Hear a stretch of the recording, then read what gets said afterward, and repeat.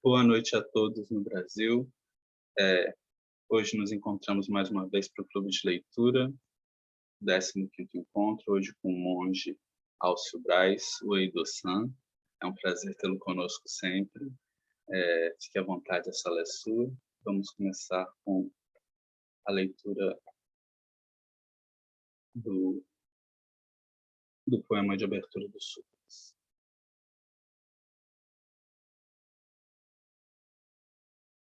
Mujo Jin Jin Mi Myo Hyaku Senman Gonan Sogu Ga Kon Kenmon Tokujuji Gange Nyorai Shinjitsugi Mujo Jin Jin Yaku Senman Gonan Sogu Ga Kon Kenmon Tokujuji Gange Nyorai Shinjitsugi. O Dharma incomparavelmente profundo e infinitamente sutil é raramente encontrado mesmo em centenas de milhões de anos. Agora podemos vê-lo, ouvi-lo, compreendê-lo, que possamos completamente clarificar o verdadeiro significado dos ensinamentos do Tathagata.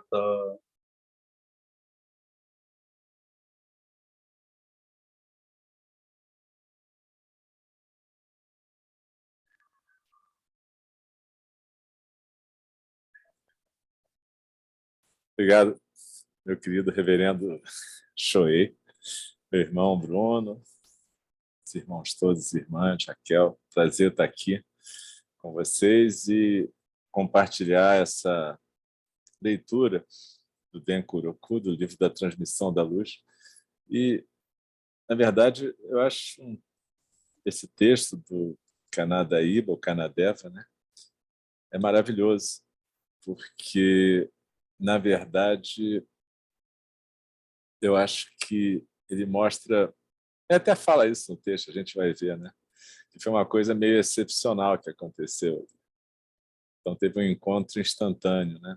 Mas, de qualquer maneira, eu acho muito bonito porque tudo que está ali tem muito a ver com a nossa prática dos dias de hoje, né?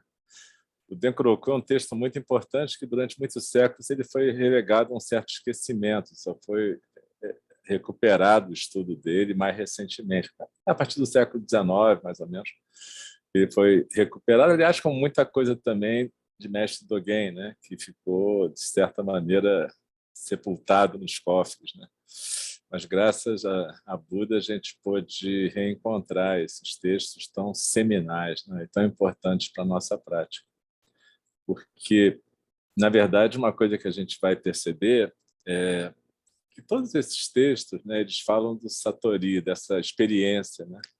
Mas não como uma finalidade, mas sim como na verdade, mais como um início até, né? Isso é interessante, porque muitas vezes a gente se confunde e fica achando que o Satori é uma finalidade, mas na verdade ele é um começo do caminho aqui, na verdade. Isso é bem interessante para a gente prestar atenção. Então, eu agradeço muito, muito da gente estar junto.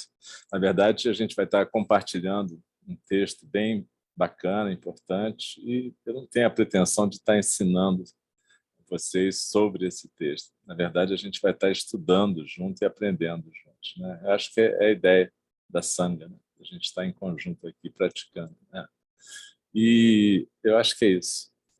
Também, evidentemente, então, não tem uma ideia assim de essa é a interpretação correta, né? Não tem interpretação padrão correta, né? Se tivesse, não precisava nem a gente estar se encontrando, né? Ia ter o livro da interpretação, né? Mas, de qualquer jeito, eu acho que é mais uma chance da gente se estimular, né? Como a gente estava recitando o verso da abertura do Dharma, né? A gente tem uma oportunidade única e preciosa nessa vida, que é encontrar o Dharma. E quando a gente encontra o Dharma e compartilha o Dharma com a Sangha, a gente está encontrando realmente o Buda. Então, a gente está reafirmando os três tesouros e o nosso pertencimento comum a esses três tesouros, né? Então, eu falei com o Bruno e com vocês, acho que eu vou compartilhar a tela aqui com o texto, fica mais fácil para eu ir lendo, e eu vou dar uma leitura direta a primeira vez, para a gente pegar o texto inteiro, e depois eu vou lendo e parando para a gente ir comentando alguma coisa. E no final, Bruno, se der, eu não sei nem quanto tempo a gente tem para falar a verdade, né? A gente tem muito tempo, a sala é sua. Que beleza! Eu estou com água aqui já, então, a gente tem até mais ou menos umas 9 horas, assim, é o tempo tá estourando. Ótimo. Porque senão também fica muito cansativo para quem está na tela, né? Na verdade. Então, eu agradeço e eu vou, então, compartilhar aqui a leitura e depois terminar, a gente conversa um pouquinho também sobre o texto mais. Né? Falou? Então, peraí, deixa eu ver se eu consigo compartilhar também, se eu estou tão esperto. Só um instante.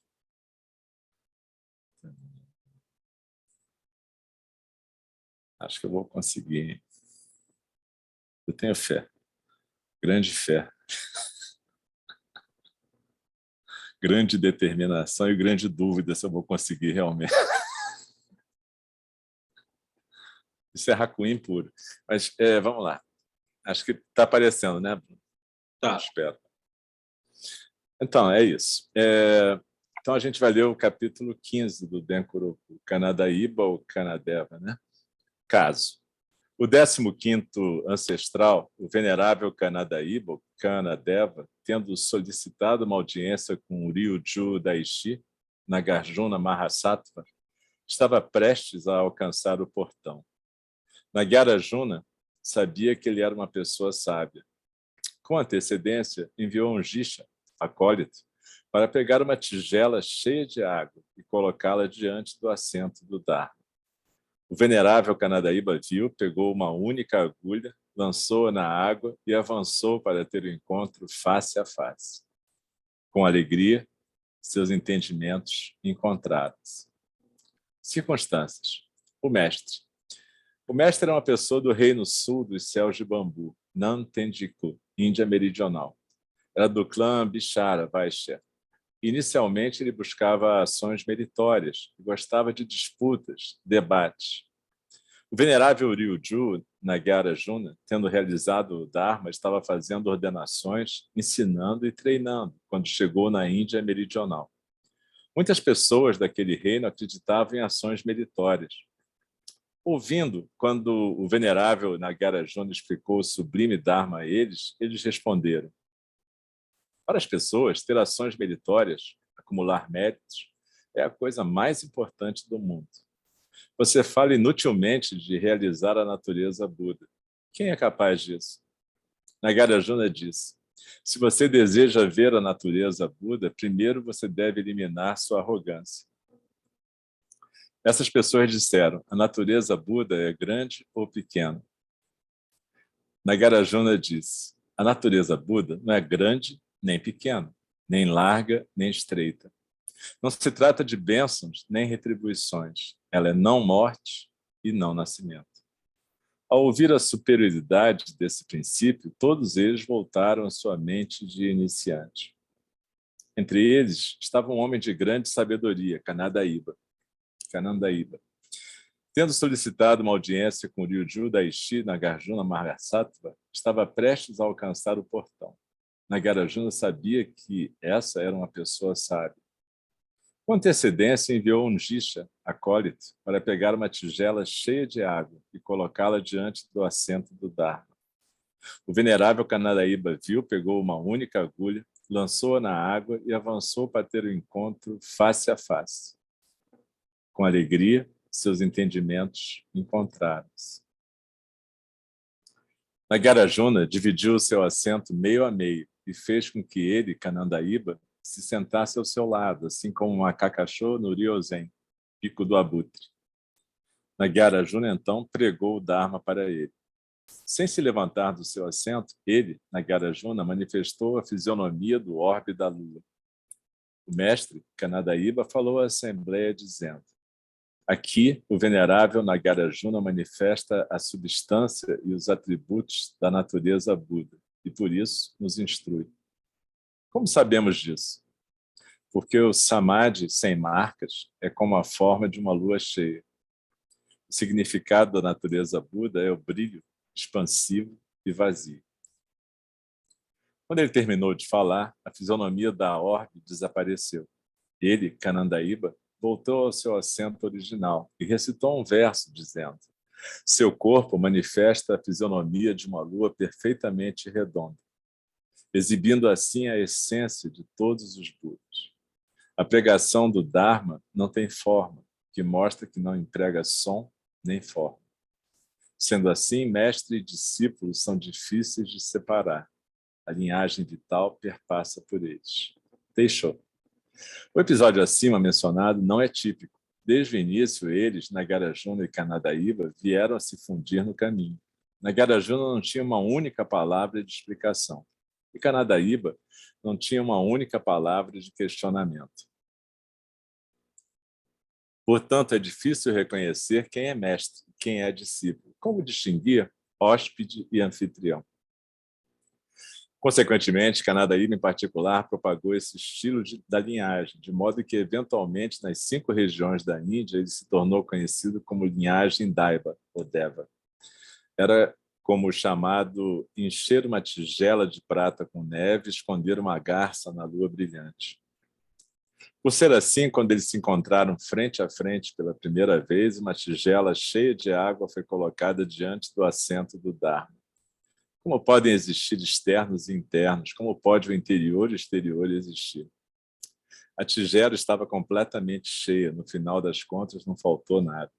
Da mesma forma, eram algas calmas, vazias e claras. Completamente compreendida, era inteiramente puro. Cheio até a borda, era luminosamente claro. Assim, Canandaíba lançou uma única agulha nele, e seus entendimentos combinaram.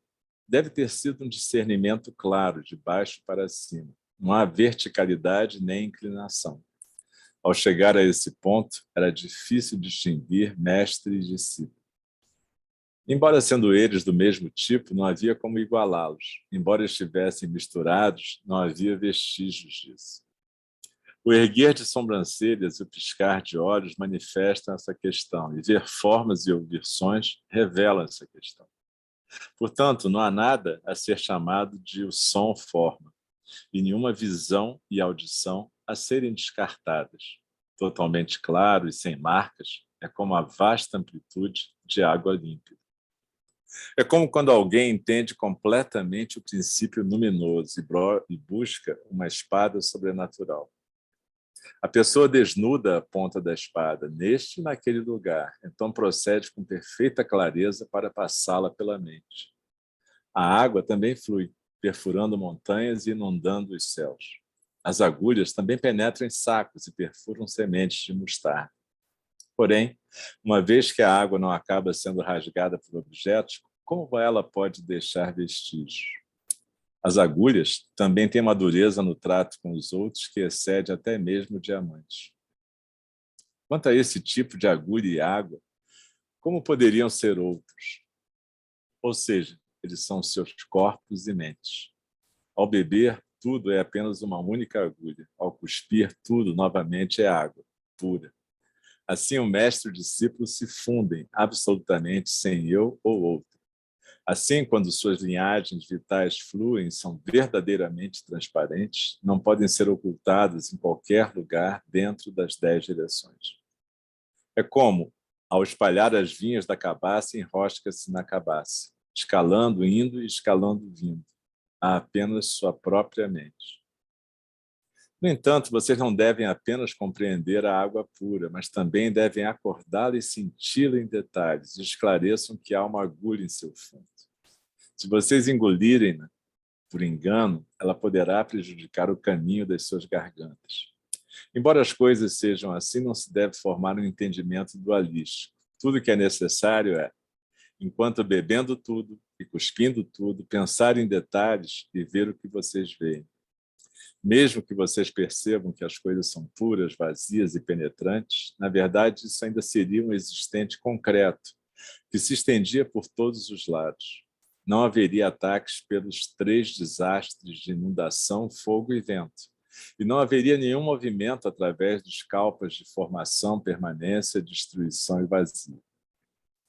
Assim, para explicar esse episódio, tem algumas humildes palavras. Grande Assembleia, vocês gostariam de ouvi-las? Verso. O anzol de uma única agulha esgota toda a água do profundo oceano. Um dragão feroz chega ao local. Seu corpo é difícil de esconder.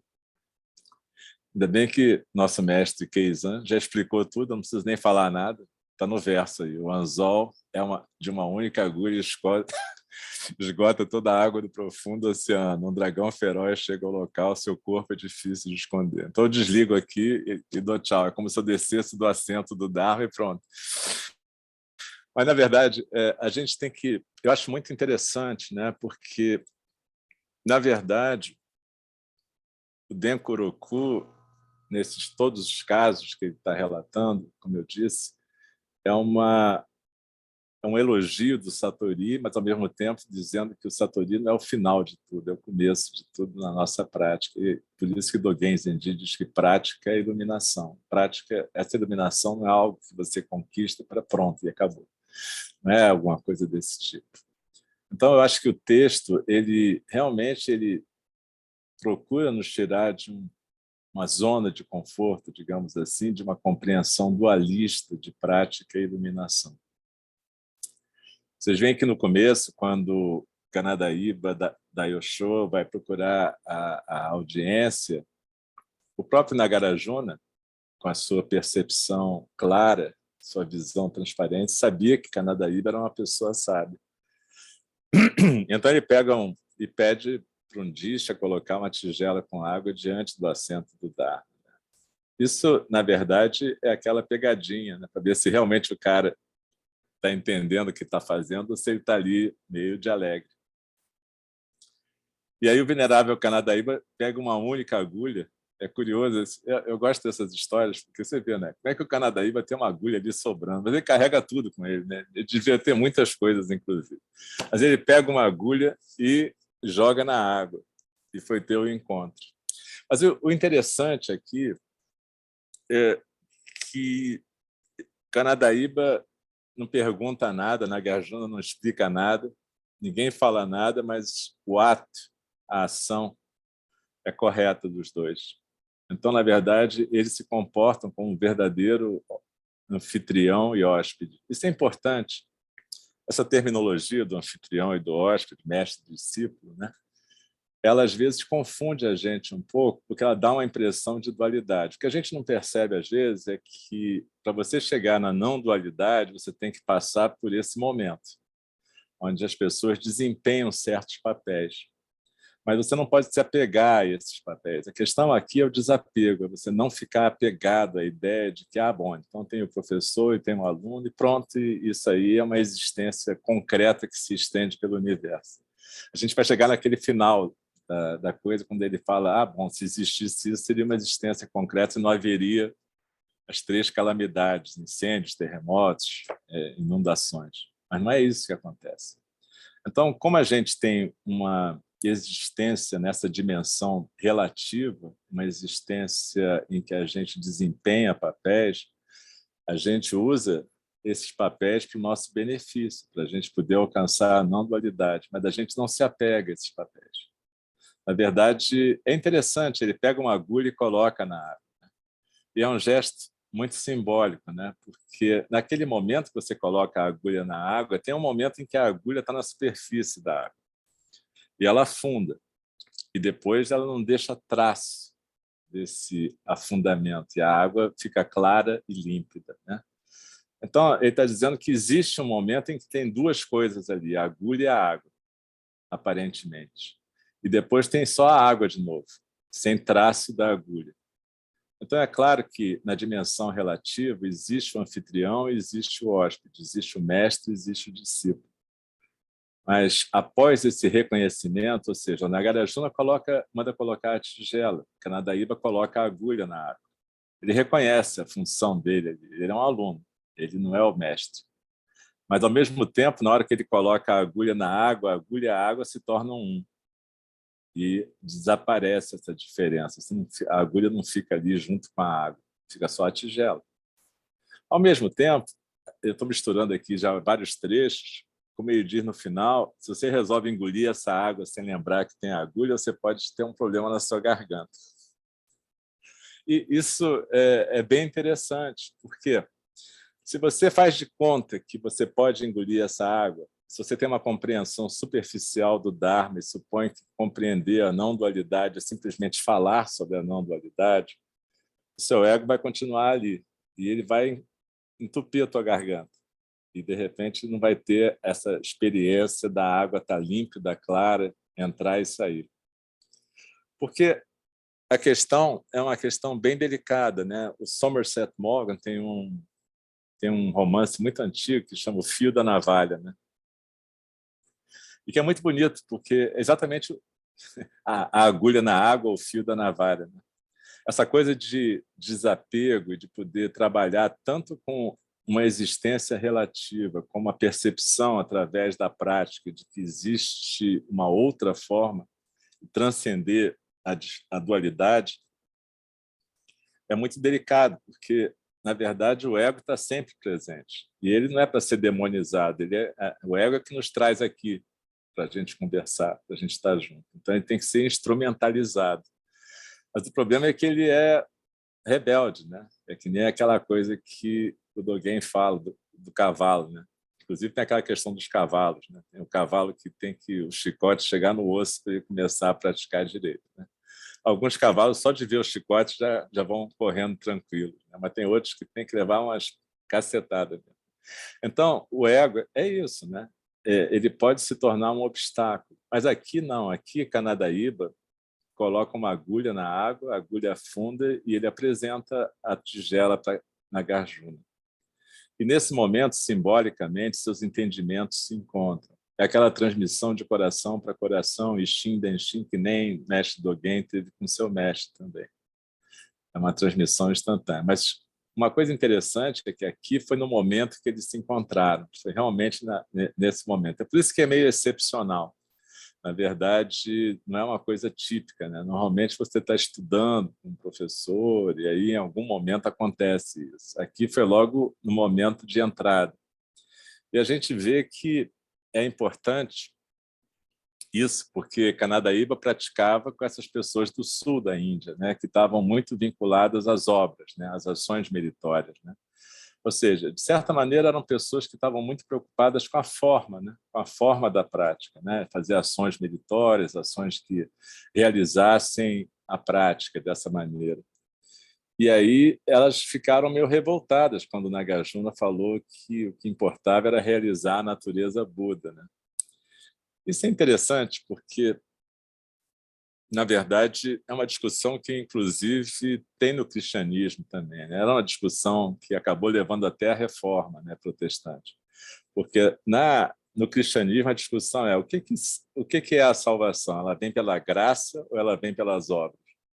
Ela é um dom de Deus ou ela vem por aquilo que você faz? E para os protestantes acabou que eles escolheram o caminho da graça. Eles acham que a salvação vem da graça, não é das boas obras. De certa maneira, as boas obras para eles são uma confirmação de que o sujeito tem a graça. É um pouco um outro caminho para a coisa, que é um caminho até parecido com o caminho do Zen. Na verdade, Dogen Zenji, ele diz que é do Zazen que vem toda a realização das paramitas. Ele não diz que a gente faz as paramitas para chegar no Zazen. Ele diz que as paramitas são uma consequência do Zazen, que é uma coisa que às vezes as pessoas não entendem. Na verdade, é uma coisa... a gente volta para a questão da agulha, da água e do fio da navalha.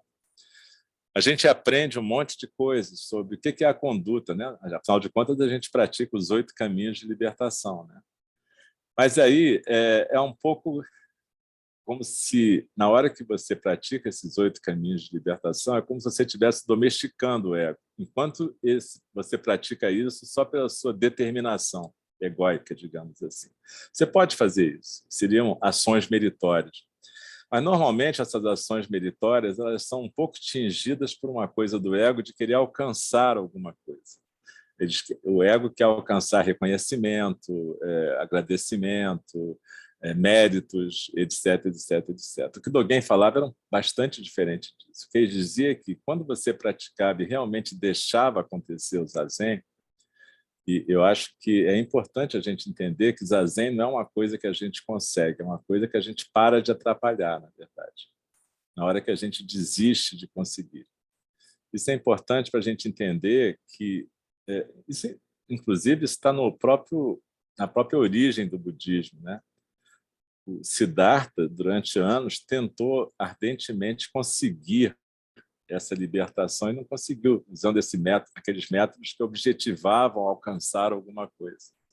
E, de repente, quando ele desistiu de alcançar aquilo, comeu a sua tigelinha de arroz, sentou tranquilo debaixo da árvore, ele conseguiu deixar acontecer o zazen quando ele renunciou a qualquer tipo de vontade de chegar a qualquer lugar. Enquanto ele estava ardentemente procurando, não funcionou. Então, é um pouco assim, essa coisa do zazen, às vezes, a gente vê pessoas que ficam muito, até exaurem o seu sistema nervoso praticando excessivamente, porque imaginam que vão alcançar alguma coisa dessa forma. Mas é de uma outra forma. O zazen, como diz no Fukan Zazen Guia, é tão somente agradável e fácil prática do Buda, né? E a gente acha esquisito isso, mas é porque a gente vai para o zazen com a mente estranha, a gente vai com uma mente egóica de acumulação e de atingir coisas. Então, deixa de ser uma prática agradável e fácil, passa a ser uma prática sofrida para alcançar alguma coisa. Então, aqui, Nagarjuna está exatamente dizendo isso dessas pessoas. Na verdade, vocês precisam deixar a natureza Buda acontecer. E os caras ficam revoltados, é claro.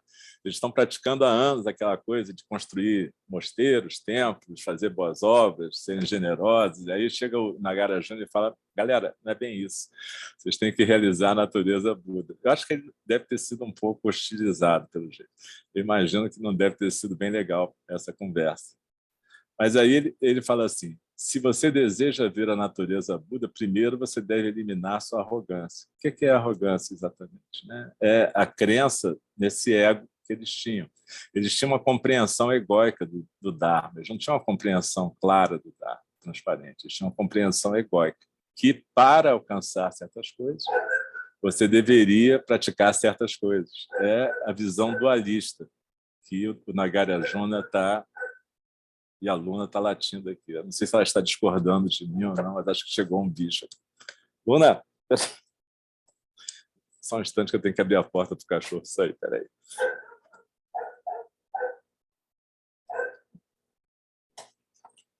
Ai. É isso aí, o cachorro tem a natureza de Buda. Vamos lá. Então, quando ele fala, se você deseja ver a natureza Buda, primeiro você deve eliminar a sua arrogância, o que ele está dizendo? Vocês têm que se desapegar dessa visão dualista da prática. Isso não funciona. E aí os caras insistem, a natureza Buda é grande ou pequena? Maravilhoso, né? Eu adoro essas perguntas que as pessoas fazem. A natureza Buda não é grande nem pequena, nem larga nem estreita. Não se trata de bênçãos nem retribuições. Ela é não morte, não nascimento. Então, na verdade, ele reafirma a não dualidade.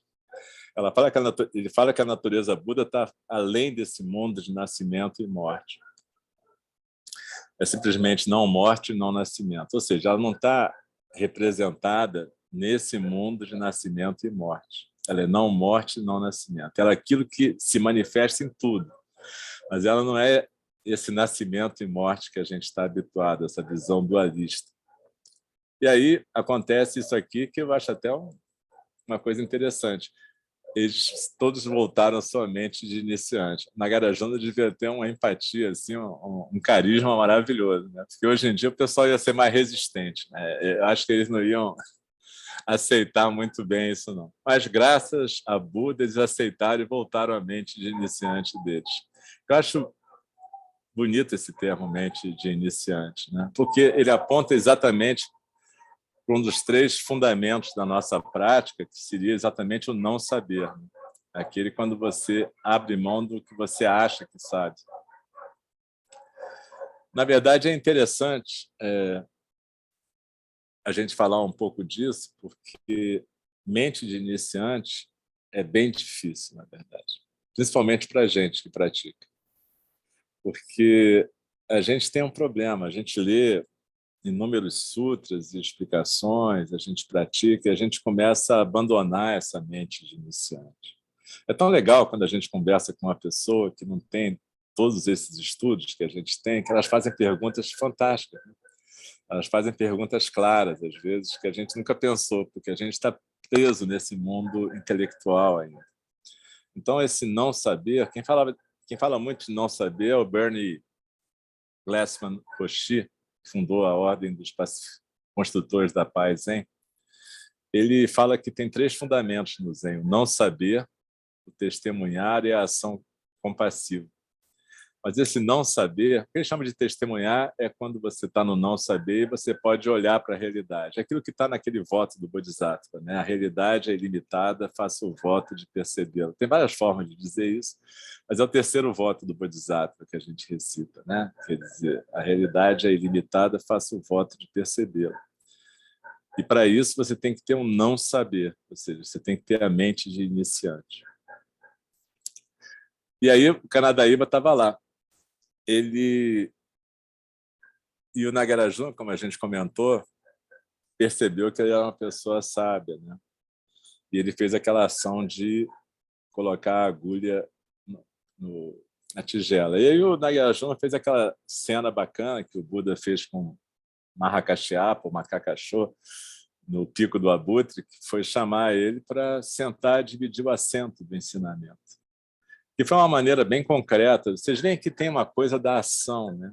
O ato que define as coisas. Em vez de ele explicar 1000 coisas, eles estavam em silêncio, eles fizeram ali um gesto, o Kanadaíba entregou a tigela e o Nagarjuna convidou para dividir o assento.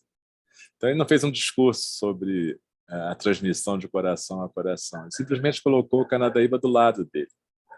E aí, mostrando que, de repente, os dois eram professores. Mas, ao mesmo tempo, depois ele fala assim, Nagarjuna, então, pregou o Dharma para ele. E aí, novamente, a gente vê essa dança, né? Onde continua a haver o anfitrião e o hóspede. Né? É necessário isso para que funcione no nosso plano relativo. Mas você não pode acreditar nisso com firmeza como se fosse uma realidade última. É exatamente a dança do relativo. E aí ele manifesta o orbe da Lua. Né? Tem uma outra, naquele filme Zen, tem uma hora que Dogen está meditando e o Shogun vai cortar a cabeça dele e daquele outro monge chinês, eu esqueci o nome, acho que é Jacun, se não me engano. Mas, enfim, e aí aparece a lua cheia. Né? Esse orbe da lua cheia é um símbolo, certamente, sempre é um símbolo no Zen da iluminação. Né? É um pouco como o Ensou, aquele círculo, não tem começo nem fim. Né? Aquilo que, na verdade, é simplesmente o que é. E essa, sem a gente entrar no mérito se Nagarjuna manifestou a face da lua ou não, o que aconteceu foi que as pessoas puderam perceber a natureza Buda no rosto do Nagarjuna.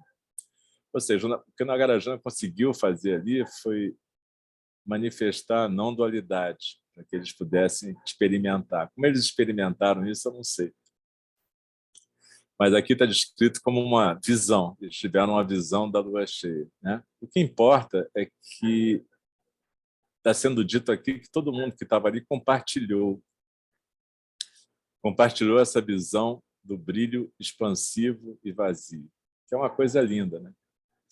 É basicamente a possibilidade que teve naquele momento de um momento compartilhado de zazen, se a gente for entrar no mérito do que é o zazen realmente. Né? Quando o zazen acontece, o que acontece é esse orbe da lua cheia, na verdade.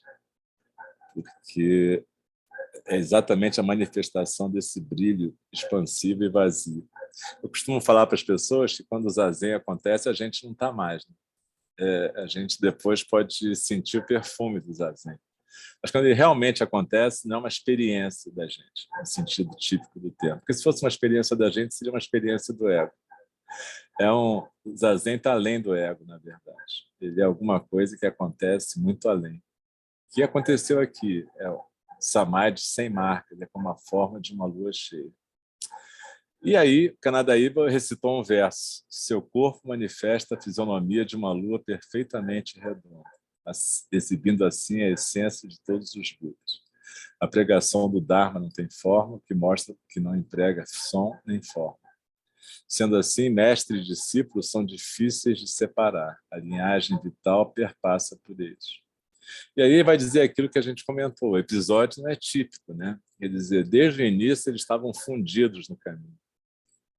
É difícil reconhecer quem é o mestre e quem é o discípulo, mas, por outro lado, continua a haver o mestre e o discípulo. Essa é uma questão importante, porque, às vezes, as pessoas... Tem um erro comum aqui, que é as pessoas acharem que só pelo fato de você... Então, quer dizer que todo mundo que pratica é um mestre. De certa maneira, sim. Na verdade, de certa maneira, cada um de nós que pratica, pode manifestar a natureza Buda. Mas é verdade também que algumas pessoas têm uma prática mais sólida e, portanto, estão praticando mais constantemente, de certa maneira. Constantemente, que eu digo, não quer dizer que elas estão praticando mais dias seguidos. Elas estão manifestando a prática delas de uma maneira mais constante. E, de certa maneira, isso possibilita que quem está com elas manifeste a prática também. Vocês sabem disso. Quando a gente medita, junto com uma pessoa que tem uma prática firme e forte, a meditação é diferente. Meditar num Zendô com uma pessoa que tem uma prática é uma coisa. Meditar com pessoas que não têm prática, só pessoas que não têm prática, é outra. E acontece alguma coisa que é muito transcendental quando você senta com uma pessoa, como Nagarjuna, por exemplo. É alguma coisa que se transmite, na verdade. E aí, mestre e discípulo se tornam um só, mas, ao mesmo tempo, eles continuam sendo mestre e discípulo. Que é interessante, porque a gente tem a experiência momentânea dessa fusão, mas, ao mesmo tempo, a gente continua sendo o que a gente é nesse plano. A tigela estava completamente cheia, no final não faltou nada. E essa é a ideia. Quando a agulha afunda, ela não deixa a marca. Embora sendo eles do mesmo tipo, não havia como igualá-los. Embora estivessem misturados, não havia vestígios disso. Isso é interessante, porque o que ele está dizendo aqui, ao mesmo tempo, é que Canadaíba não era igual a Nagarjuna. Na verdade, ele era uma manifestação diferente de Nagarjuna. Mas, por outro lado, eles estavam misturados, no sentido de que não havia diferença entre eles quando eles estavam praticando. Isso é um mistério, né? Quando a gente está praticando em conjunto com o professor e acontece essa transmissão, de alguma maneira, a gente e o professor nos tornamos realmente um, né? Mas, ao mesmo tempo, a gente não se mistura. Esse é um mistério no Zen, que acho que não é só do Zen, nas tradições tibetanas também tem essa experiência da meditação com o professor. A gente tem dificuldade de, às vezes, ter essa relação com alguém, porque a gente tem uma mente meio hierárquica e ocidental, e a gente, às vezes, fica revoltado de ter um mestre, na verdade, porque dá uma impressão esquisita para a gente, né? Isso ofende um pouco um certo sentimento da gente. Mas é que o que ele está dizendo aqui é que não é que você é inferior ao mestre, mas ele está dizendo que, apesar de você poder se fundir ao mestre na prática, ele continua sendo diferente de você. E isso te estimula, de alguma forma, a continuar praticando para que você possa manifestar a mesma realização com seus alunos em algum momento. Isso é bem interessante. E veja que, de certa maneira, a gente está repetindo um pouco aquilo que Dogen fala, quando ele diz que é do Zazen que aparecem as paramitas. Aqui é a mesma coisa. É a partir do Zazen conjunto de mestre e aluno que vai aparecer a manifestação da prática do mestre e do aluno. O erguer das sobrancelhas e o piscar de olhos manifestam essa questão. E ver formas e ouvir sons revelam essa questão. Isso é aquela parte que costuma confundir a gente. Portanto, não há nada a ser chamado de som ou forma, nenhuma visão e audição a serem descartadas. E aí a gente fala, nossa, ele fala uma coisa e depois vem a contradição logo depois. Mas esse é o método, normalmente. É para dizer que aquilo que parece ser não é, na verdade. É o que parece ser, mas você não deve se apegar a chamar nada de som e forma. mas isso acontece. Em algum momento, aquilo acontece e tem que ser degustado como algo que acontece. Eu já vi uma definição de equanimidade que diz que equanimidade é você degustar todos os pratos que a vida coloca diante de você, sem julgamento se é bom, se é ruim, simplesmente degustando, como se fosse uma degustação a vida. O Dharma te coloca pratos, você tem que degustar. Na verdade, quando você degusta, naquele momento da degustação, existe uma sensação de sujeito e objeto, mas é só uma sensação, não existe uma essência diferente. Mas tem um momento em que a gente sente um gosto, tem um momento em que a gente ouve um som ou vê uma forma. Mas o fato é que isso é um acontecimento momentâneo, isso não quer dizer que existe uma essência de som e forma. E é muito complicado para a gente, porque como a gente não aceita muito bem a impermanência, a gente, apesar de recitar a impermanência todo dia, a gente acredita que a gente não vai morrer nunca, né? A gente tem uma sensação quanto a isso. De repente, é um pouco parecido. Se a gente começa a entender que as coisas não têm uma substância, que na verdade isso remete àquela marca da existência, o anatman, as coisas não têm substância, elas não têm uma essência, mas elas têm uma acontecência. Elas acontecem num dado momento. E esse acontecimento, no plano da vida da gente, é que a gente diz que é a manifestação. Mas daí, para você dizer que existe algo que deva ser chamado de som ou forma enquanto essência, vai uma distância grande. Então, no fundo, não tem nada para ser descartado. Porque quando você fala assim, eu tenho que me desapegar das coisas, como se houvesse algo a que você tivesse que se desapegar. No fundo, a gente fala de desapego, mas é um termo que pode induzir a um certo erro, né? Porque ele induz a uma ideia de substância, né? Como se houvesse algo para você se desapegar, algo que você devesse descartar. E não é isso. O que ele está dizendo é o seguinte: existe uma experiência momentânea, e essa experiência momentânea é isso aqui: ver formas e ouvir sons. Mas isso não quer dizer que exista uma essência, isso não tem nada para você se descartar, na verdade. Isso é interessante porque, às vezes, quando a gente está lidando com os encontros humanos, uma coisa é a gente estar aqui nesse momento em que a gente está dedicado, está de coração aberto e a gente está podendo estudar o Dharma juntos. Outra coisa é a gente acabar esse encontro da gente e, de repente, a gente vai conversar com uma pessoa e aparece uma situação que deixa a gente com raiva.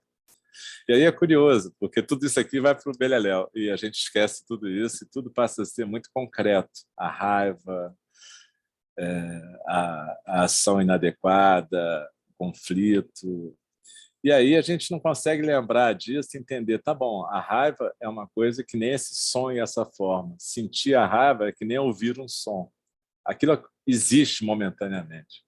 E está acontecendo como um efeito em você. Mas se você se apegar à ideia da raiva e ressubstancializar a raiva, o outro e você, transformar tudo isso em substância e passar a se comportar como se tudo isso fosse substancial, provavelmente você vai chegar num ponto de sofrimento. Ou seja, isso vai acarretar o sofrimento, como o Buda falava. Então, essa lembrança de que nada disso é substancial pode ajudar a gente a frear um pouco esse caminho, a fazer aquilo que Shantideva fala no Guia do Caminho do Bodhisattva. Tem um verso em que ele diz: você deve se sentir, se comportar como se você fosse um tronco morto. E é mais ou menos isso. É um conselho que ele dá para a gente lidar com a reatividade da gente. Ele fala: comporte-se como um tronco morto. Então, é um pouco isso. Não tem nada para você se descartar. Porque enquanto você estiver brigando com a sua raiva como sendo alguma coisa da qual você tem que se livrar, também não funciona. Você está substancializando ela. Talvez você pudesse aceitar a raiva como quem aceita esse som. É um acontecimento, algo que tem que ser reconhecido, certamente, aceito e honrado, porém não substancializado. Então, vocês percebem que essa transmissão entre o Nagarjuna e Kanadaíba, ela o tempo inteiro está apontando para a não dualidade, para a gente evitar essa armadilha da dualidade, para a gente evitar essa substancialização de sujeitos e objetos. Então, ele vai falar um pouco aqui da espada sobrenatural. A espada sobrenatural, na minha cabeça, é a espada de Manjushri, né? Aquela que corta as ilusões. Então, ele desnuda a ponta da espada e então ele vai passá-la pela mente, né? Manjushri, com a sua espada, ele corta as ilusões da nossa mente. Então, ele é um modelo para a gente, né? Ele é o modelo daquele que usa essa espada para cortar a mente, né? E aí ele fala, a água também flui, perfurando montanhas e inundando os céus. Porém, uma vez que a água não acaba sendo rasgada por objetos, como ela pode deixar vestígios? A gente fala muito de água no Dharma, né? Tem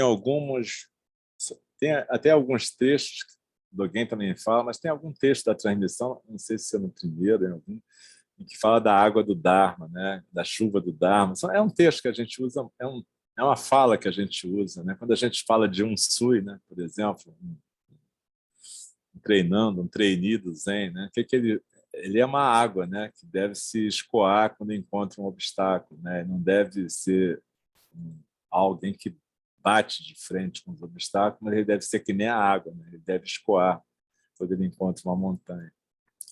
Então, o tempo inteiro ele está falando dessa qualidade do Dharma, qualidade de água, né? E aí ele vem aqui e fala, esse tipo de agulha e água, como poderiam ser outros? Eles são seus corpos e mentes. Ao beber, tudo é apenas uma única agulha. Ao cuspir, tudo novamente é água pura. Quando a gente está absorvendo o mundo, frequentemente a gente é uma agulha, né? Frequentemente a gente projeta no mundo as nossas percepções. Mas quando você consegue praticar, de repente isso tudo vira água pura de novo. Assim o mestre e o discípulo se fundem absolutamente sem eu ou outro. Assim, quando suas linhagens vitais fluem, são verdadeiramente transparentes, não podem ser ocultadas em qualquer lugar dentro das 10 direções. Isso é interessante porque houve uma época, depois na Idade Média japonesa, que teve uma grande discussão sobre essa questão de linhagem e como é que era a transmissão, né? Se essa transmissão podia ser dessa forma, se tinha que ser uma transmissão extremamente formal, né? Até hoje tem uma discussão quanto a isso, né? Quer dizer, como é que é essa transmissão? Isso é um mistério, na verdade, né? O mistério, qualquer religião tem um mistério. O mistério, na nossa religião, faz parte dessa transmissão. O que é essa transmissão realmente? O que se transmite? Existe algo para ser transmitido? Existe um mestre, um discípulo, um hóspede, um anfitrião? Existe um algo que se transmite? São questões muito interessantes para a gente pensar, né? O que é isso, né? Escalando, indo, escalando, vindo, apenas sua própria mente. No entanto, vocês não devem apenas compreender a água pura, mas também devem acordá-la e sentir em detalhes. Esclareçam que há uma agulha no seu fundo. É aquilo, né? Enquanto a gente está pegando essa tigela nesse mundo, tem uma agulha, né? Tem uma agulha aí no meio dessa água. Por mais que a gente possa achar que ela está limpa, tem uma agulha que pode dar uma cortada na garganta. E aí ele diz, mas não se preocupem, não formem um entendimento dualístico. Existe uma possibilidade de se libertar disso. Na verdade, mas não é uma possibilidade de pensamento. Ele fala assim, mesmo que vocês percebam que as coisas são puras, vazias e penetrantes, na verdade, isso ainda seria um existente concreto. Isso é interessante porque ele está falando dessa atividade da mente. A mente, frequentemente, ela usa o Dharma para se enganar, né? Você pode ter uma percepção das coisas aparentemente correta, mas, na verdade, isso ainda vai ser um erro se você mantiver a percepção dualista das coisas. Ele está dizendo o seguinte, se esse existente concreto, se essa compreensão intelectual funcionasse, não haveria, então, os 3 desastres, inundação, fogo e vento. É como se fosse possível, através da compreensão intelectual, você se livrar de tudo. Não é bem isso. É isso que ele está dizendo. Assim. Aí ele vai dar aquela explicação que vai ser muito melhor do que qualquer coisa que eu fale, que é o verso de Keizan, nosso Daioshō. O anzol de uma única agulha esgota toda a água do profundo oceano. Um dragão feroz chega ao local, seu corpo é difícil de esconder. Essa coisa do dragão é bem interessante, né? Porque tem várias referências ao dragão no Zen, inclusive aquela referência que é de um mito chinês antigo, do peixe que se torna um dragão subindo a cachoeira, né?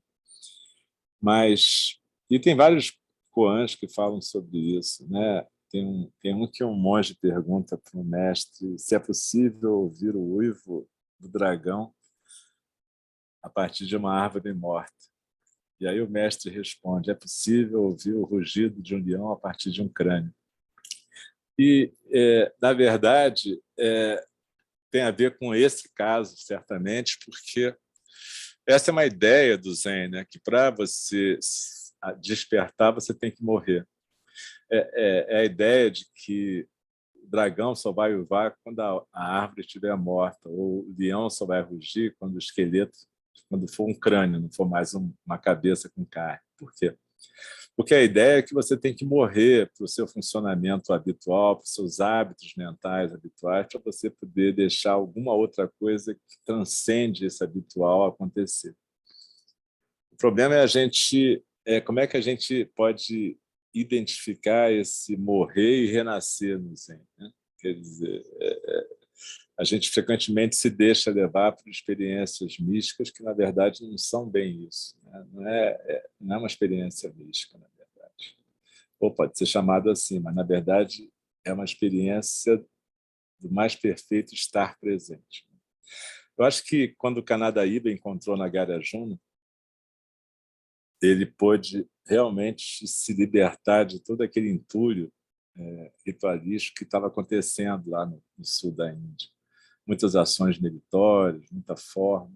E Nagarjuna vira e fala: então, na verdade, vocês têm que praticar ser a natureza Buda. E isso é exatamente isso, é exatamente isso, a agradável e fácil prática do Buda, né? É o Zazen. Como é que a gente faz isso, né, Bruno? Como é que a gente pode deixar acontecer essa natureza Buda? Sei lá. Sei não. Acho que tá bom, a gente está praticando, né? Então, vamos conversar um pouco. Bora. Vou apagar aqui essa tela. Espero, espero que eu consiga. Vamos ver se tem jeito de fazer isso. E acho que tem. Tem. Apesar de eu ser um dinossauro tecnológico, eu até consigo fazer algumas coisas. Então, bora. Vamos conversar aí. Muito obrigado, querido. Eu sempre fico muito feliz com sua presença aqui conosco. Sabe que eu fico muito, porque eu me lembro que no meu Jukai, né, você era um dos monges presentes lá, né? Foi um momento assim maravilhoso. Foi muito legal. Eu lembro muito. Foi bacana. Foi. E, Aliás, foi bem animado, né?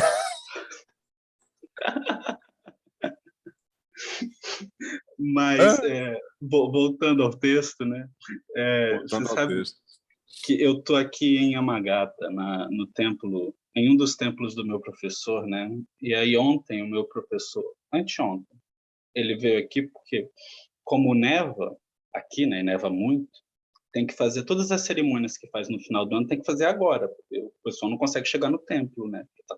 Yamagata, eu sei onde é que é isso. Aparece naquele filme Departures, A Partida, né? Exatamente, exatamente. Lembrei, agora que você falou Yamagata, e estava cheio de neve, realmente. Eu me lembro que naquela cena inicial eles estão num carro dirigindo, indo para um funeral, e está neve por todos os lados.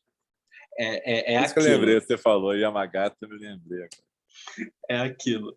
E aí, ontem de manhã teve um Zazenkai, teve um encontro de Zazen com os alunos aqui da região, com o meu professor, né? E eu não sento com ele faz muitos anos, assim, desde que eu entrei para o mosteiro, sentei poucas vezes ao lado dele, né? E aí ontem foi uma dessas raras oportunidades. E é muito maravilhoso você conseguir sentar do lado do seu mestre, né?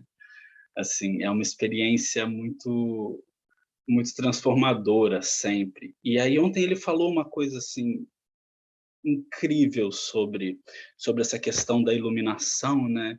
E sobre essa questão, o que a gente percebe, né? O que de fato é isso, né? E aí ele usou um exemplo assim maravilhoso que é você perceber que não tem parede, né? Não tem uma parede que separa você do outro, né? Não tem uma parede que te divide da existência do outro, né? Então, é como esse som, né? Ele não tem parede, ele chega em você. Você querendo ou não querendo, esse som vai te penetrar, vai entrar em você. Então, assim, quando Shakyamuni Buda realizou esse despertar, quando Nagarjuna realiza isso, né? Quando Kanadaíba realiza isso, é essa coisa assim, é sem parede, né? Você percebe que não tem, né? É isso, é uma brincadeira de você não ser diferente do outro, de você não se ver diferente do outro. Porque quando a gente fica se vendo diferente do outro, a gente gera o sofrimento, né? A gente gera Isso. essa percepção confusa de sofrimento e permanência e, e essa coisa de um eu que existe, né? Ele usou o exemplo das montanhas aqui da região. A região aqui em Yamagata é uma região que tem muitas montanhas, né? E aí o que ele fez, o que ele falou assim, a montanha Garçã, né, a montanha da Lua, você não sabe onde ela começa e onde o Everest começa, né? Apesar de serem duas montanhas, você não sabe onde é que está o limite dessa montanha e o limite do Everest. Quem cria os limites é a gente, quem cria as fronteiras é a gente. A gente cria essa ideia de fronteira, a gente cria essa ideia de limite, mas onde começa o Everest, onde termina a Montanha da Lua, o Monte Gassan, a gente não sabe. Eles estão aí, sendo montanhas, independente da gente querer ou não. O som está aí entrando na nossa mente, independente da gente querer ou não.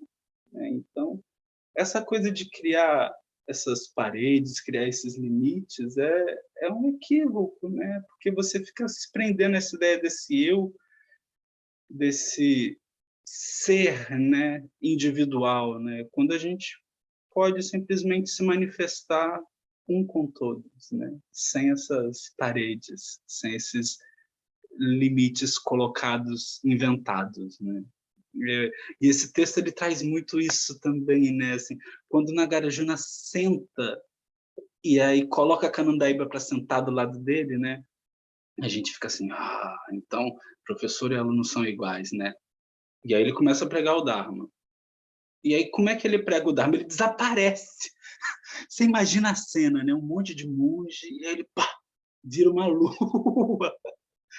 E aí ele dá lugar para o Canandaíba falar o Dharma, né? Aí o Canandaíba explica por que ele virou uma lua, né? E aí fica essa dança mestre-discípulo em que a gente não sabe quem é um e quem é outro, né? E é isso.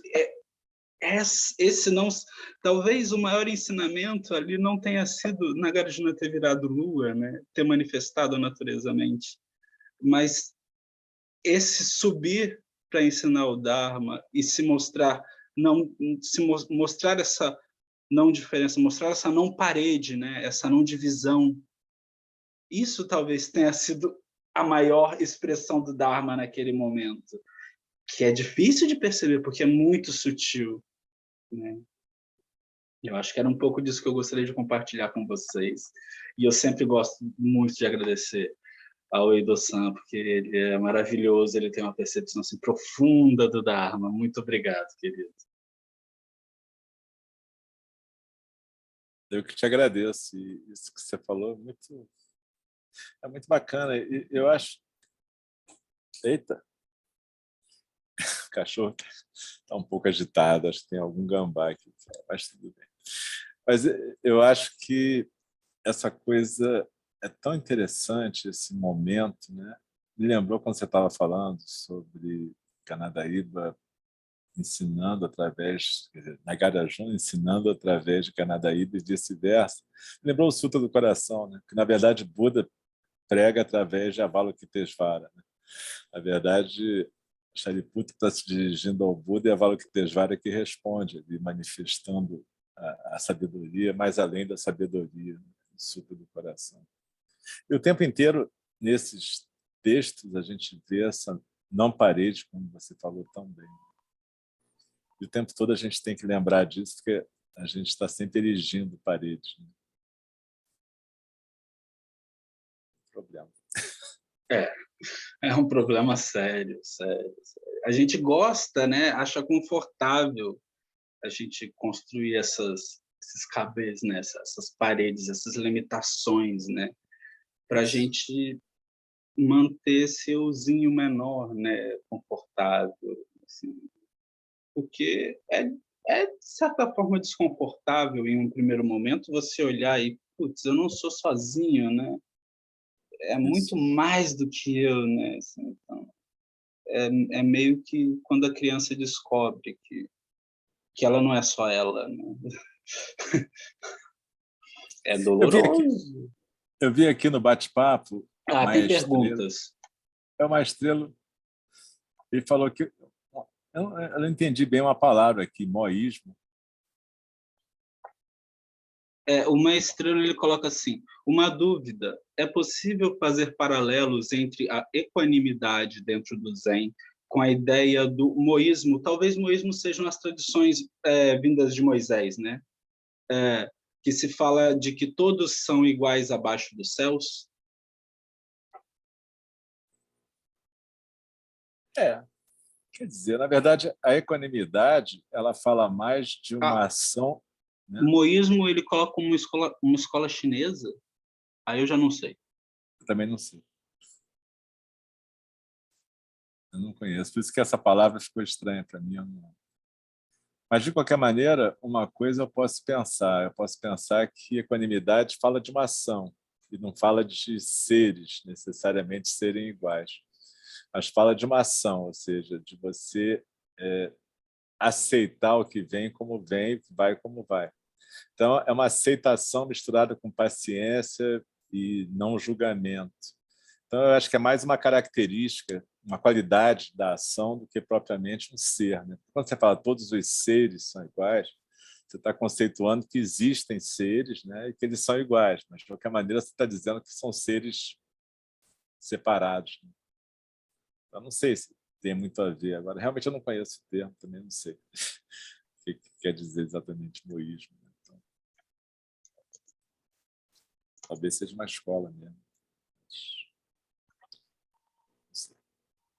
E eu gostei do que a Raquel colocou aqui de São João da Cruz. Né? É muito bonito. São João da Cruz é muito legal. Morro porque não morro. Essa experiência é uma experiência de quem se deixa atravessar, né, pelo mistério, seja com qual nome ele tiver, né, qualquer religião. Né? São João da Cruz certamente era um meditador profundo. Então, ele percebeu, né, que, inclusive quando a gente lê o poema, né, A Noite Escura da Alma, ele fala exatamente isso o tempo todo, né, que você tem que morrer para poder renascer. Né? Então, você tem que se entregar a essa morte. Né? Não é uma coisa tão simples assim, porque, exatamente como o Bruno estava falando também, a gente tem um monte de palavrinhas que a gente usa, aceitação, renúncia, não dualidade, e é fácil de falar isso, mas é tão difícil de fazer, né? Quando a gente fala em renunciar a alguma coisa, fazer uma escolha diferente. Né? Eu vejo isso muito na minha prática de psiquiatra, terapeuta. Né? As pessoas têm muitas boas intenções, né? Mas, como diz uma colega minha, ela fala assim, tem aqueles dois momentos sequenciais. Um é quando fala assim, nunca mais vou fazer isso. Aí, meia hora depois, você fala, foi a última vez que eu fiz isso. E isso aí é exatamente a questão da compulsão, né? Tanha, né? Essa fissura, né? Essa fissura que o Buda falava. Você bota na tua cabeça que você não vai fazer mais, mas 2 minutos depois você está fazendo, infelizmente. Mas é isso. Né? Atenção plena para a gente poder trabalhar. Nosso querido Joaquim, por favor.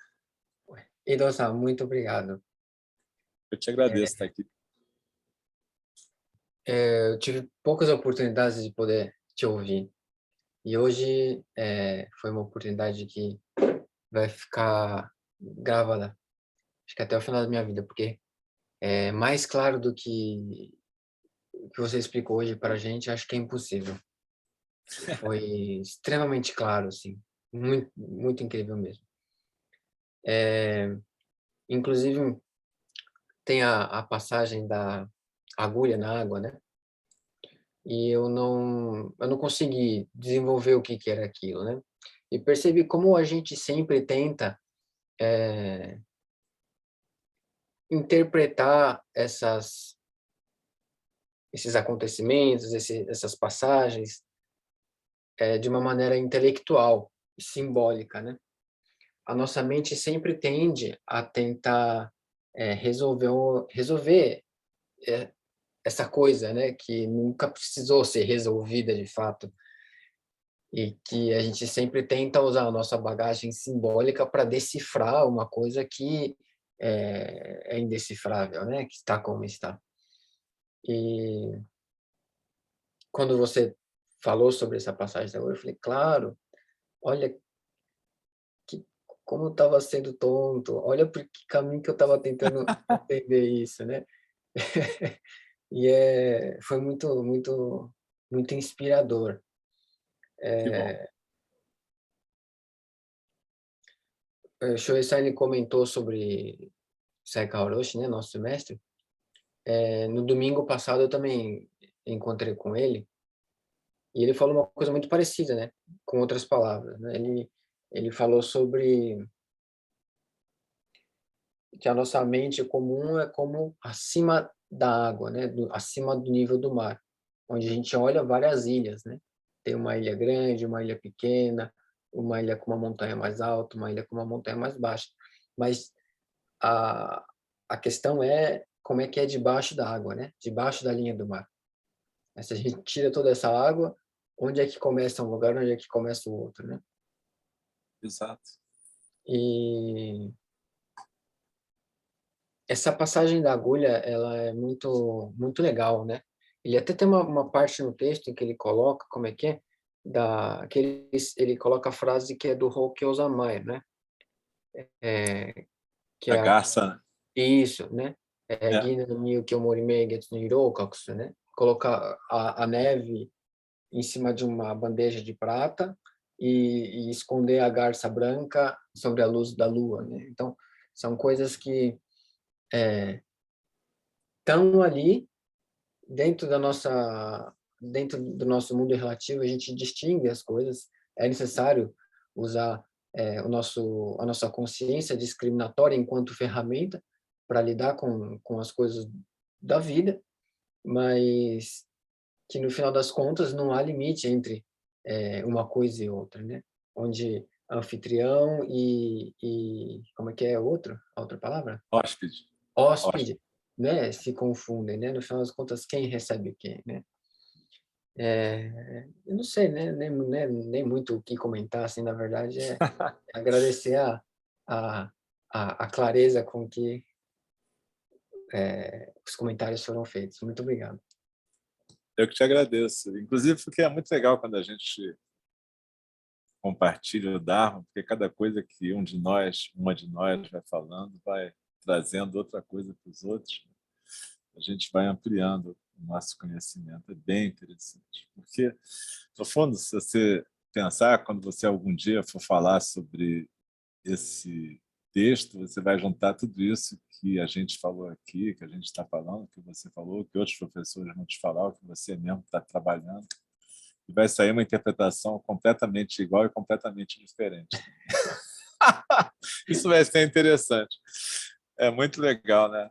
Eu acho muito bacana isso. E quando a gente vê alguém falando sobre algum texto, a gente fala, pô, como é que eu não pensei nisso, né? Como é que isso não apareceu na minha mente, né?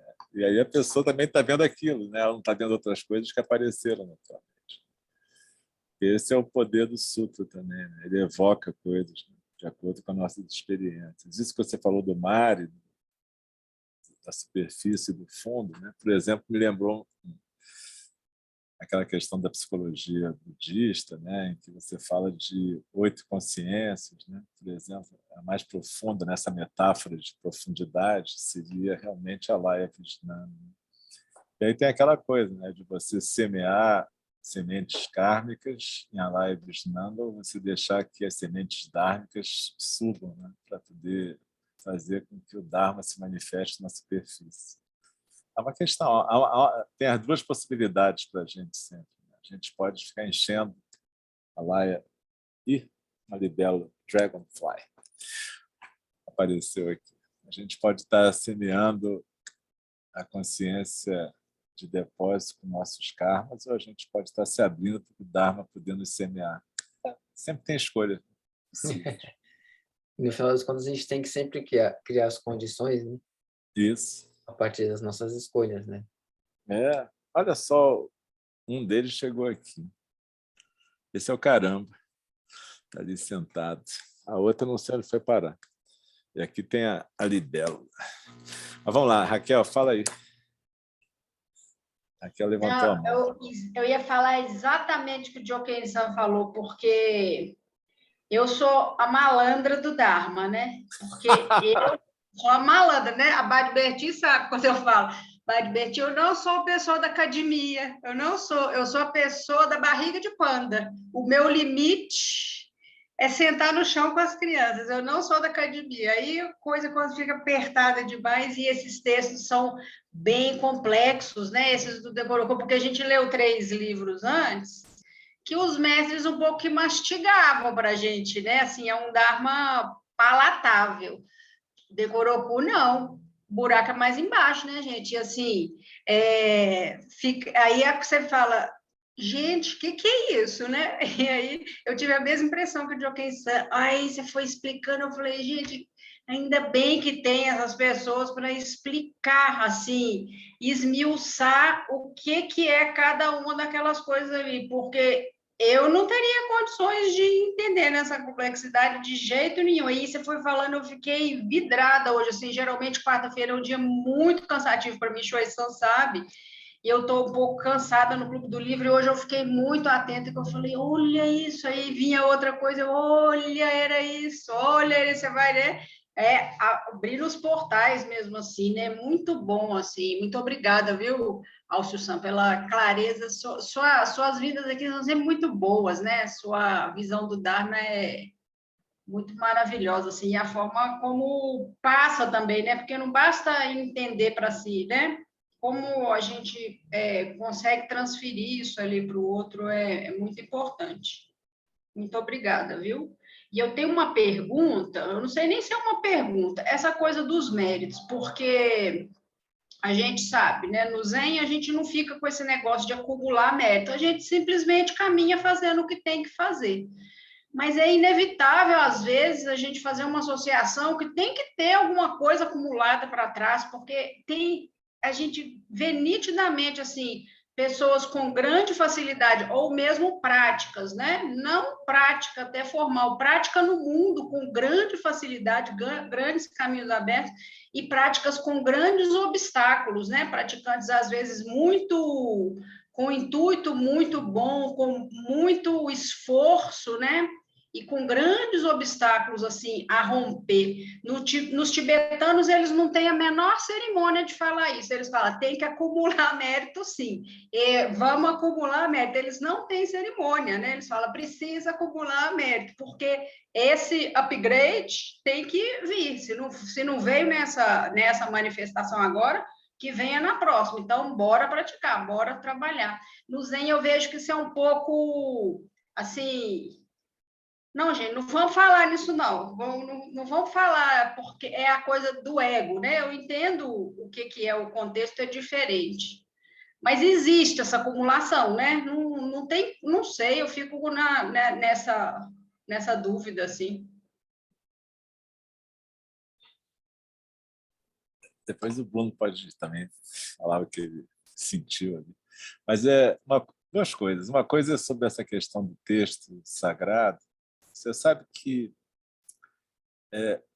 pelo menos para mim, né? Eu ia falar para a gente, mas pelo menos para mim, na verdade, não tem uma interpretação pronta. Né? A gente lê e aí as coisas vão fluindo. E para mim é sempre um desafio. Quando o Bruno falou, eu falei, caraca, maluco, esse texto aqui é uma loucura. O que é isso, meu irmão? O cara me ferrou aqui, pelo amor de Deus. Mas aí eu pensei o que me veio à cabeça imediatamente foi aquele koan que fala que você tem que dar um passo para fora do mastro de 30 metros. E aí é isso, você tem que se lançar no vazio. Talvez seja essa diferença de poder olhar para um texto e querer interpretá-lo necessariamente intelectualmente e se lançar no texto como sendo um vazio, ou seja, ali você se lança no texto e deixa o texto, você se joga como uma agulha na água. Entendeu? E é um pouco assim, porque, no fundo, a compreensão não é do professor. Né? Se a gente for aplicar um pouco isso, quando a gente está no melhor da gente, a gente deixa de atrapalhar o Dharma, e aí o Dharma flui. Mas é um paradoxo, porque na hora que o Dharma flui, não é você que está sendo professor. O professor é o Dharma, na verdade. E quanto mais a gente quer explicar do jeito da gente, normalmente não funciona muito bem, porque aí a gente vai dar uma explicação que é muito egóica da gente, professor. Mas o que você estava falando sobre méritos, eu acho que combina um pouco para mim. Né? A minha visão disso, nesse caso, eu vejo muito por esse aspecto que eu estava falando da psicologia budista. Se a gente pensar que não existe uma separação, essas paredes que o Bruno falou, né? Na verdade, os méritos e as más ações são de todos nós. E quando a gente faz uma ação boa, não é só você que está fazendo, você está fazendo por mim e por você, porque, na verdade, as consequências das ações incorretas são para todos também. Né? O karma não é uma coisa estritamente individual, ele é exatamente de todos nós, porque senão a gente vai começar a achar que existem seres separados, né? E que têm karmas muito separados. Não é isso. Né? Então, o que eu imagino é que, exatamente como eu estava falando sobre semear sementes kármicas em Alaya Vijnana, você pode semear sementes dármicas também, sementes de mérito, que a gente fala, sementes que são de boas ações, que vão florescer para todos, na verdade. O que eu acho que é mais um estímulo para a gente poder fazer aquilo. Existe uma coisa na pintura japonesa, no sumie. Eu estudei sumie uma época, eu tinha um professor japonês, né, aqui no Rio. Ele era uma figura. Né? Ele era tão figura que no final só tinha 2 alunos, eu e um professor de Aikido. Mas é porque ninguém aguentava o método japonês de ensinar. Porque o que ele fazia? Antes de você pintar sumie, ele ensinava você a fazer a tinta, a fazer a goma depois para colar o papel de arroz num quadro. Enfim, tinha um monte de coisas práticas. Limpar o pincel. Mas no começo ele fazia com lápis, você copiar, tipo assim, botava um vaso de planta na tua frente e mandava você copiar o vaso de planta.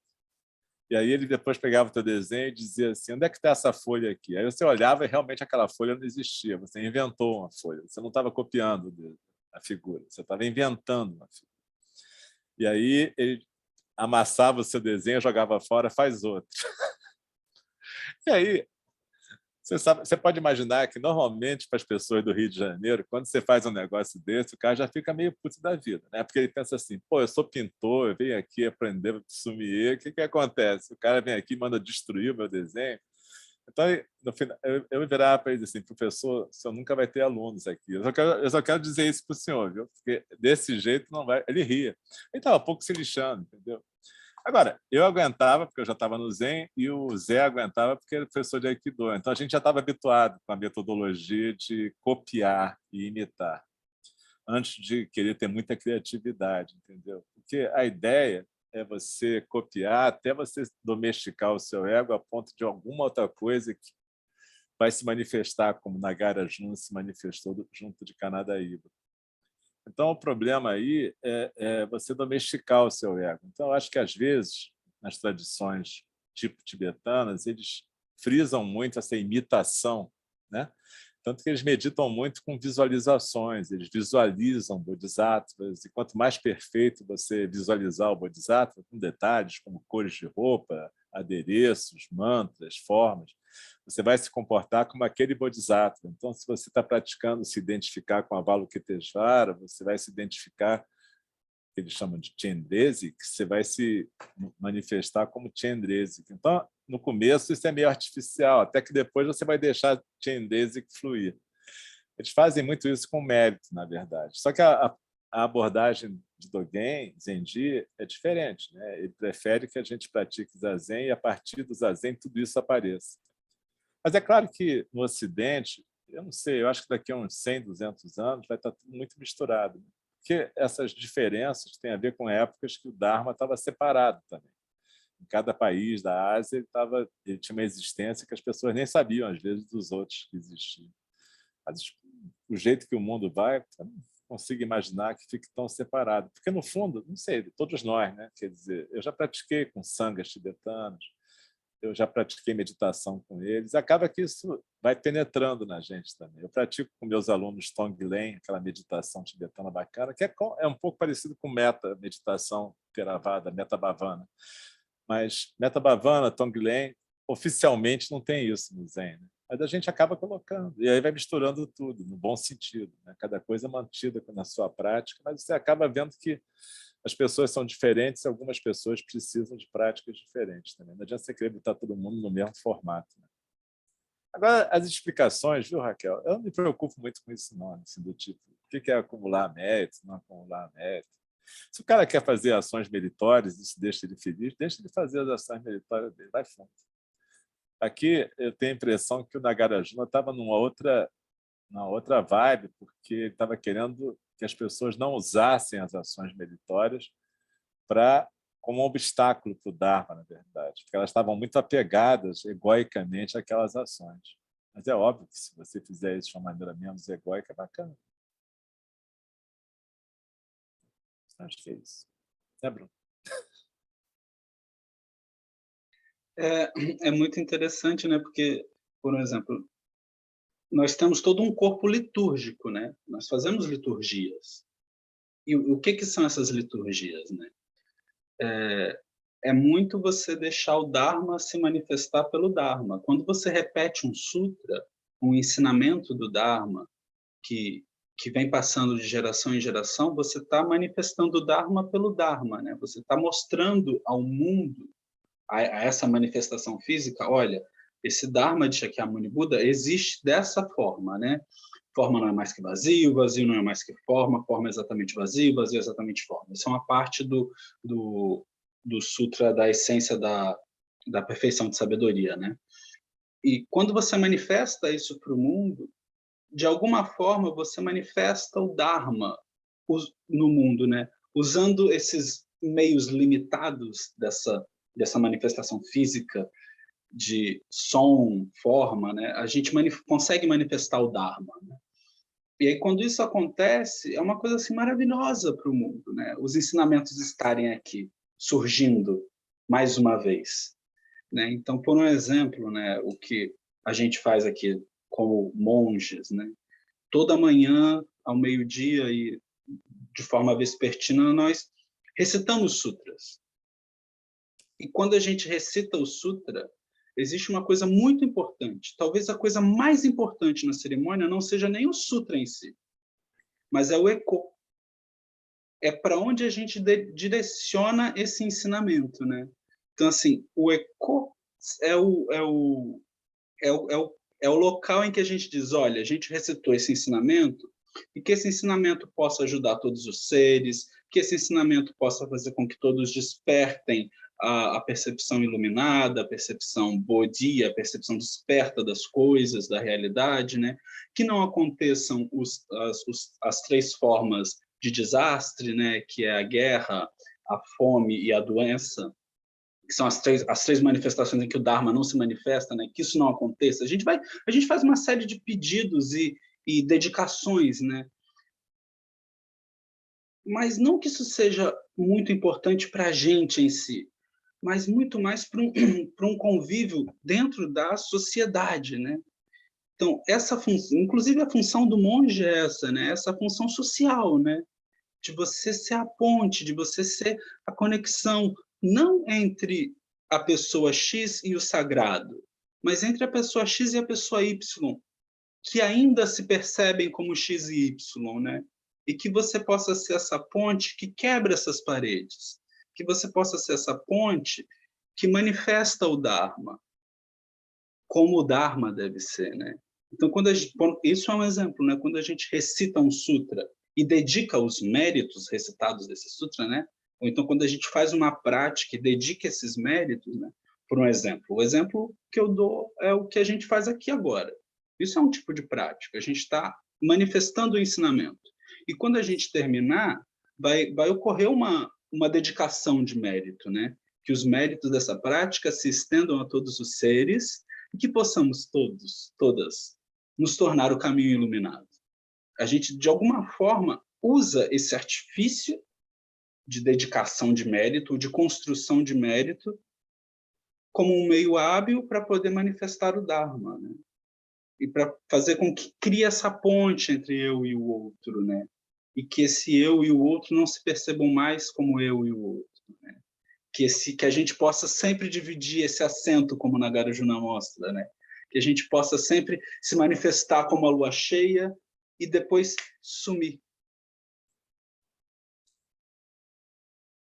Eu acho que é mais ou menos isso. Joken-san. Arigato. Eu vou complementar um pouco o que o Shuei-san colocou, que essa questão do eco é realmente importante, né? Eco, a palavra eco significa direcionar, girar e direcionar, né? No caso, os méritos, né? Então, é muito comum nos ecos algumas frases tipo konokudoku megurashi motte. Então, pegar esses méritos e direcionar para algum lugar. Ou então, por exemplo, se for o Hanya Shingyo, né? Hanya Shingyo Fujusu Atsumuru Tokoro no Kudoku wa. Então, com a recitação do Hanya Shingyo, junto esses méritos e direciono para, né? E se a gente olhar dessa forma, girar e direcionar, essa questão dos méritos, ela não está parada em nenhum lugar, né? O mérito ele não fica parado em nenhum lugar, né? Como a questão da agulha na água, né? De uma maneira relativa, nós temos uma agulha e temos a água, né? É como essa caneta aqui, né? Tem a caneta, a gente entende isso como uma caneta, né? Mas a caneta, se eu tiro a tampa da caneta, tem mais caneta que antes ou tem menos caneta que antes? Se eu coloco aqui a tampa, tem mais caneta que antes ou tem menos caneta que antes? Né? Essa numeração, essa separação, quem cria é a nossa mente, né? Então, a gente pode realmente dizer que alguma ação nossa é nossa de fato? Né? Nenhuma ação, nenhum pensamento, absolutamente nada é nosso de fato, né? Então, todas as nossas ações, todos os nossos pensamentos, todas as nossas colocações, elas surgem de causas e consequências anteriores. Como pode ser nosso um mérito, né? E onde é que esse mérito vai ser acumulado, né? Então, por exemplo, vocês estão vendo a caneta agora e não estão mais vendo a caneta. Não sobra nenhum resquício da caneta nos olhos. O único lugar que tem um resquício dessa caneta é onde? Na nossa memória, né? Alguma coisa que a gente cria, né, na nossa cabeça. Então, não sei, eu acho que eu vejo mais ou menos isso, a partir do ponto de vista de, de um monge da Sutton.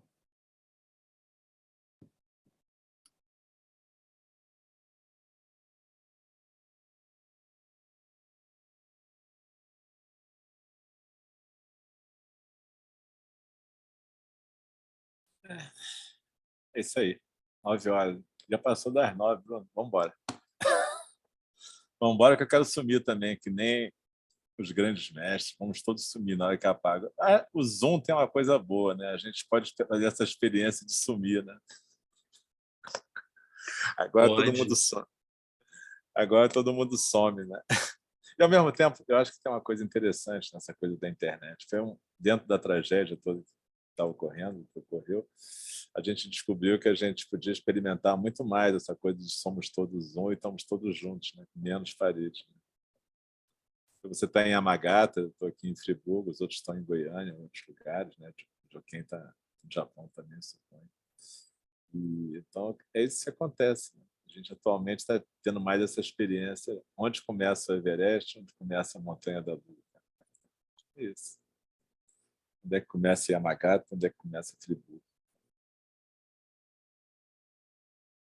Aliás, o filme é muito bom. Quem não viu ainda a partida, além de poderem ver Yamagata, no nosso querido Bruno está. O filme é maravilhoso, faz uma reflexão bem interessante sobre vida e morte. Sobre quem é que está vivo, quem é que está morto. Mas vamos lá. Tá ótimo. Muito obrigado, querido. Eu que É agradeço. sempre um prazer tê-lo conosco. Que os méritos de nossa prática se estendam a todos os seres e que possamos todos e todas nos tornar o caminho iluminado. Oferecemos a todos os Budas através do espaço do tempo, a todos os Bodhisattvas e Mahasattvas e a Mahaprajna Paramita, a Paramita da sabedoria perfeita. Muito obrigado a todos. Fiquem bem aí no Brasil, se cuidem, mantenham o distanciamento social sempre que possível. Usem máscara, tomem vacinas. Elas salvam vidas. Aqui nesse canto do vídeo nós vamos ter o botão de inscrição para o canal, caso você não seja inscrito e queira se inscrever. Temos aqui esse botão. Aqui em cima da face deste que vos fala, não vai se manifestar a orbe da Lua, mas vai se manifestar as duas playlists, tanto do semestre passado quanto desse semestre. Fiquem à vontade. Muito obrigado a todos e todas.